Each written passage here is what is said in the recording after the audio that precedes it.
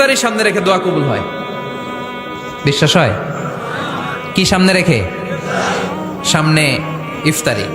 বসে থাকে আমরা তৃষ্ণায় সারাটা দিন, ছাতি ফেটে যায়। আল্লাহ দেখে, দেখতে দেখতে আল্লাহর একটা সফট কর্নার তৈরি হয়। এটাই সুযোগ কাজে লাগানোর, ঠিক কিনা? মুমিন যোগ্য যে কোপ মারে, সময় মতো কাজ করে, ঠিক কিনা?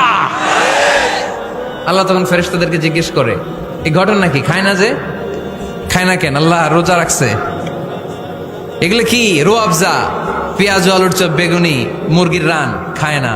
খায় না কেন? ওরা যে ক্ষুধার্ত, আল্লাহ আপনার ভয়ে। তাই কি চায়? আল্লাহ আপনার কাছে ক্ষমা চায়। ক্ষমা চায়, আল্লাহ রহমতের দরিয়ায় জোশ খেলে যায়।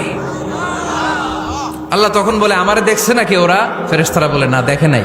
আমার জান্নাত জাহান্নাম দেখেছে? না দেখে নাই। আমারে না দেখে, জান্নাত জাহান্নাম না দেখে আমার এত ভয়